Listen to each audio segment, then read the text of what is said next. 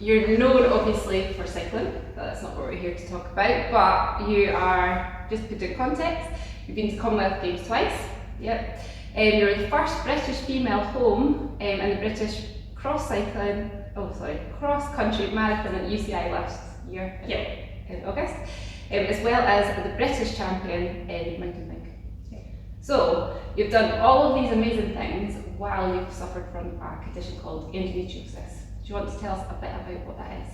Yes, so endometriosis is where the cells in your uterus migrate outside and migrate to different places in your body and proliferate, and they can become quite large growths which can affect the functioning of different organs, your energy levels, that sort of thing. And it will happen monthly whenever you have your period. And it's a chronic condition, there's no cure. It's actually very common despite how little is researched or how little funding there is for research for it. And it can be really debilitating.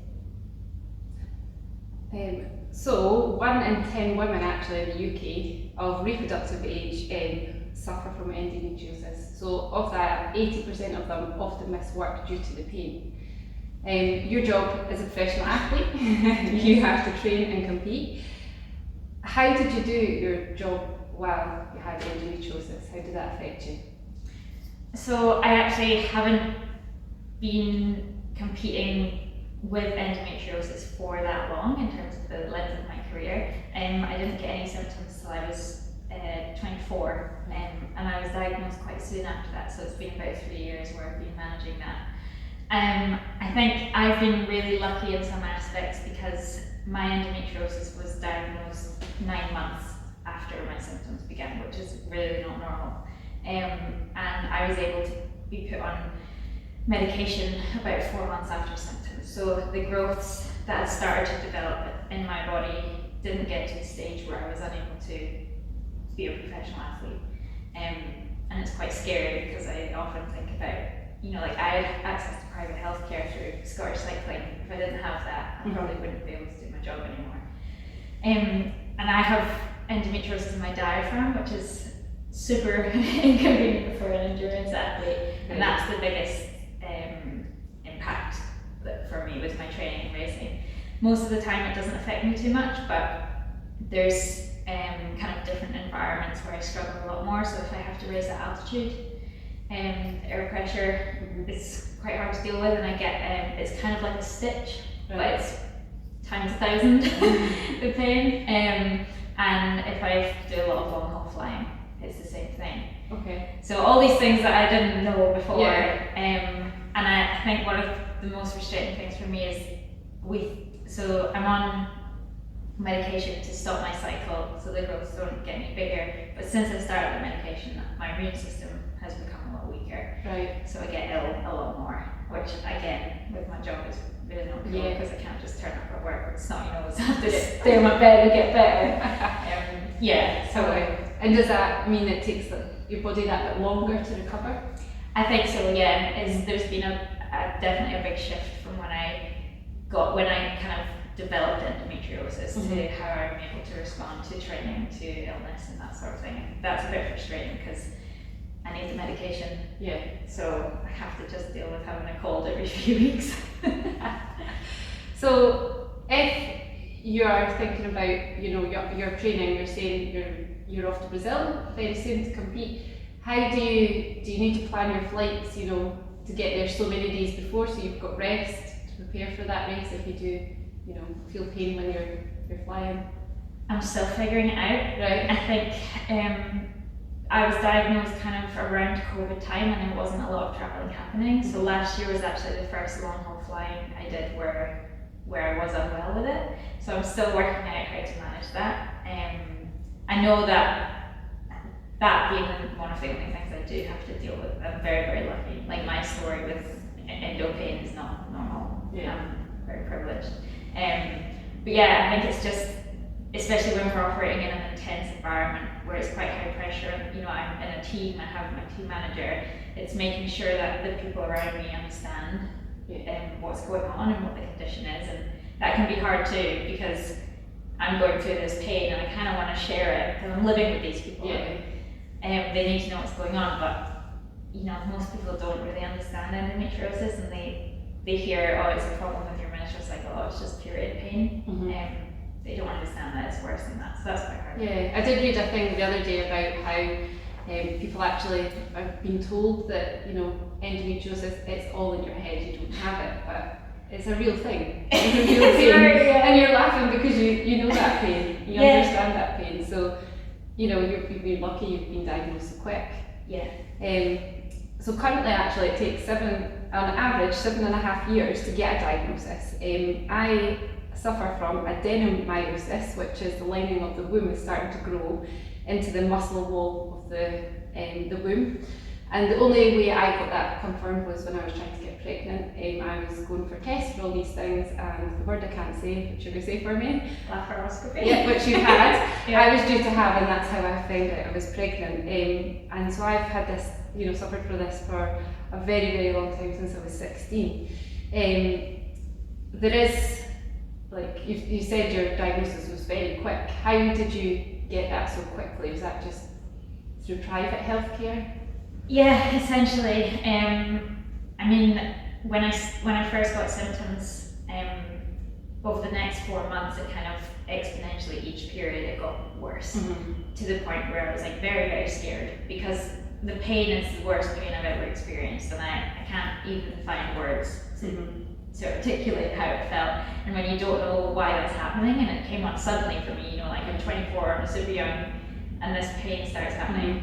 And yeah, because I get private healthcare, we were able to get seen quite quickly. I was actually going through NHS at the same time, but it was like I went in, but because I wasn't in that pain right at that second, they were like, "Oh, you want paracetamol?" I was like, "No, I want to know why.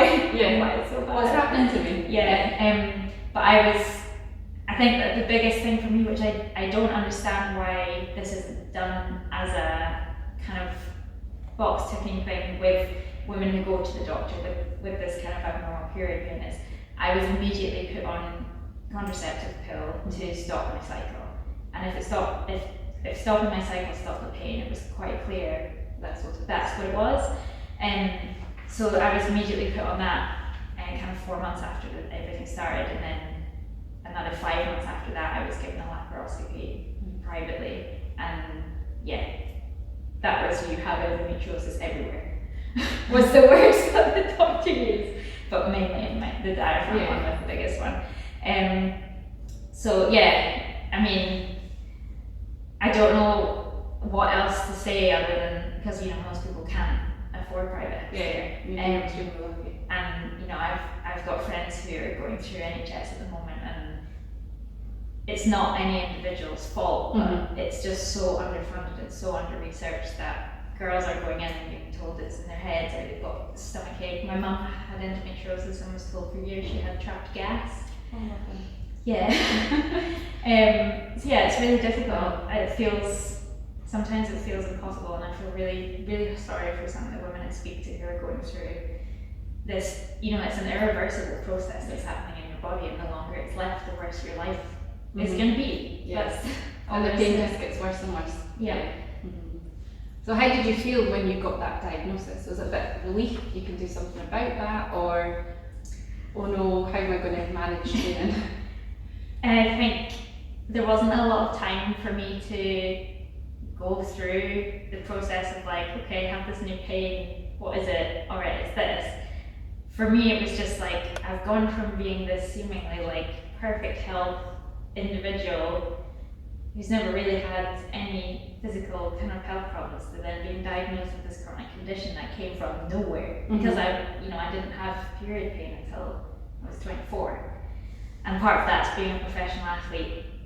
I was underfueled for quite a long time, and my cycle wasn't regular enough. Which I think is a really important point, because you might, if you are a professional athlete and you're not fueling properly, you don't have a cycle, you might not know you have endometriosis until later on.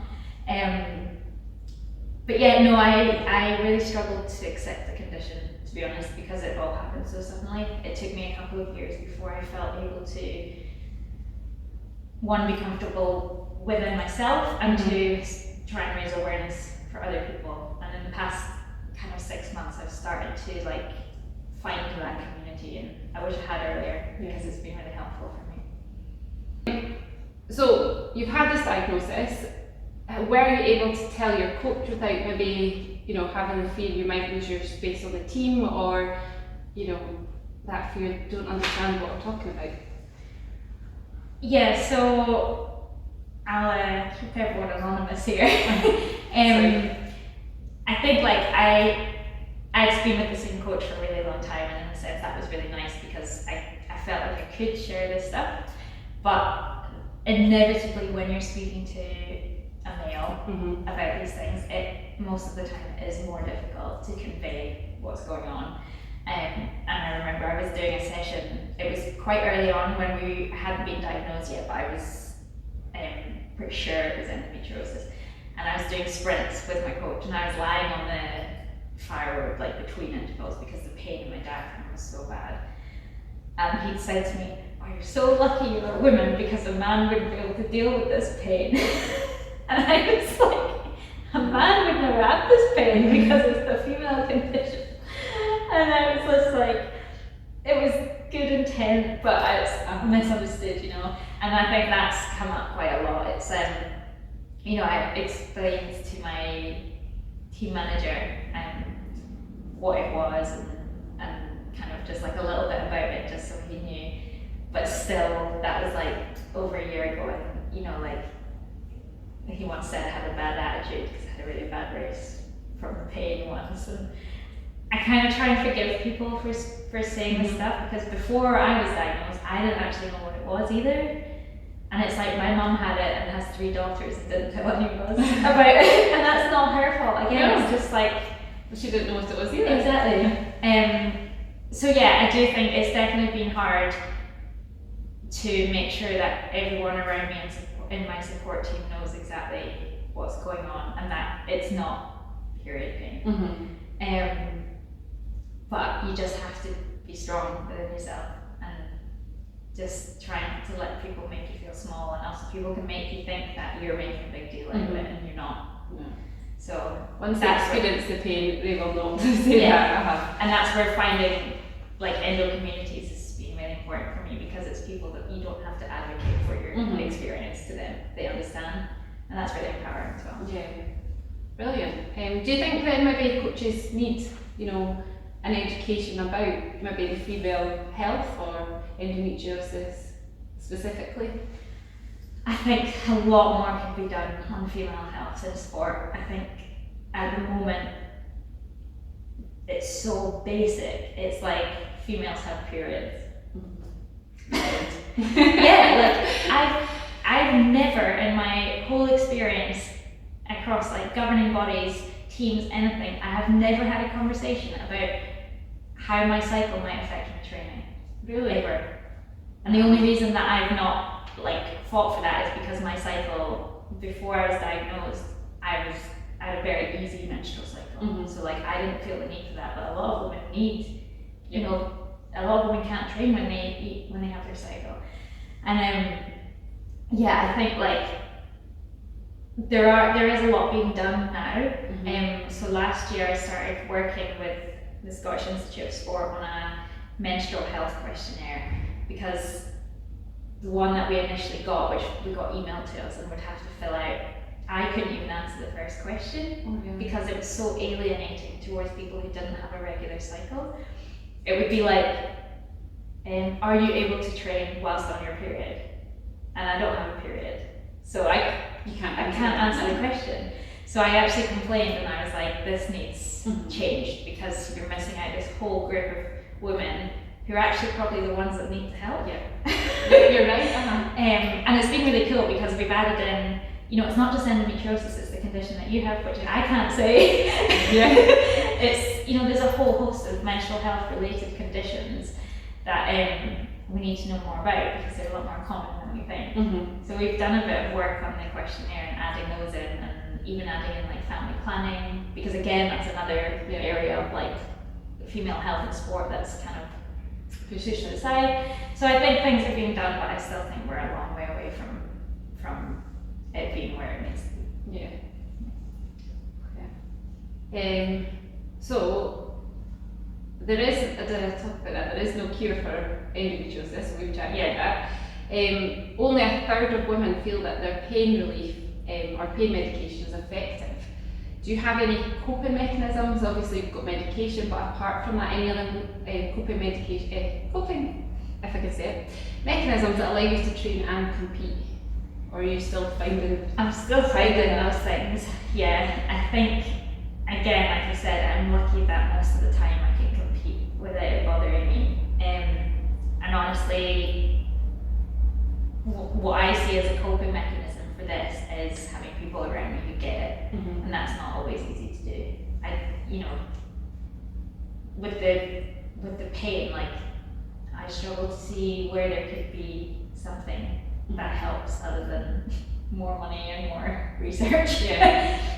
Because the frustrating thing is I'm not on endometriosis medication. Right. I'm on the contraceptive pill, which happens to stop my cycle, which then stops the growth. There is no medication for endometriosis, which is also crazy.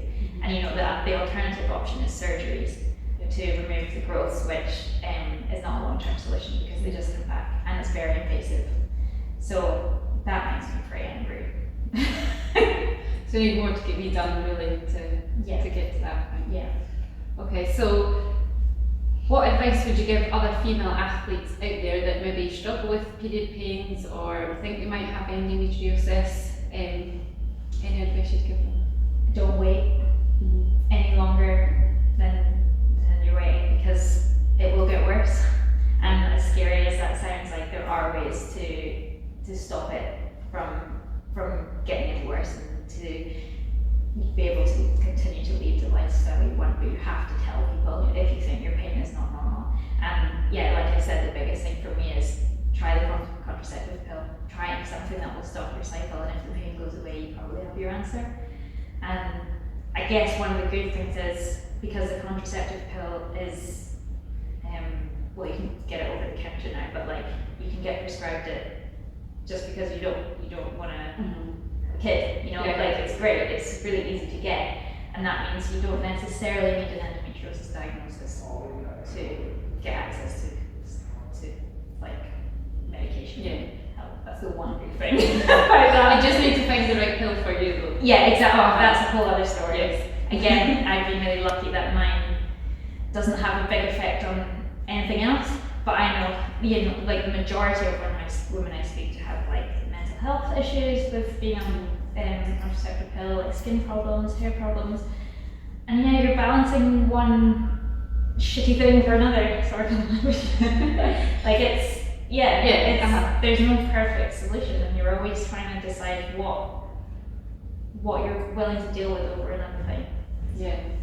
And there's lots of other female athletes out there, and we talked about Isla, Leah Williamson, you've got a friend, Eleanor Barker, who's also, out there trying to share the word about endometriosis, and they raise the profile and talk to people about it, which is really, really good. And quite often they've talked about, their way of training, that they might have, longer days to recover, they're tired quicker, depending on their cycle, and they've been lucky enough at wherever they are to build that in. Down here in the borders, there is the yellow, Big Yellow Force, which is amazing. That's so good to see out there that they're raising the profile, and we're trying to raise that in sport. Is there any other local groups that you would maybe say have helped you through that process? I would say the biggest thing for me is I recently became an ambassador for Endo South of Scotland, which is as local as it can get. And the founder Teo is doing an incredible job of, she's not just created this charity, she's actually working in line with the government, but it's also a space where you can go, you can be anonymous, you can be vulnerable, and you can talk to other women who've had the same experience as you. And it can be online as well. I think they have a Facebook forum, and that's been really helpful for me. And I went to a Big Yellow Force event in November, and I was in a room with 1,000 women who basically all had endometriosis. Amazing. And in a weird way, that was really powerful. And I think that's a big thing is just surround yourself by other women. And then there are loads of groups. There's like loads of good charities popping up. Yeah, like I said, like Theo with her like forum online and stuff. If you look, it's there. Yeah, and it's good to have that network around you to support you. Yeah. Any questions you have, you've got them there. Yeah, oh, for sure. Perfect. Right. Thank you very much for today. I appreciate it. Thanks for having me. See you soon.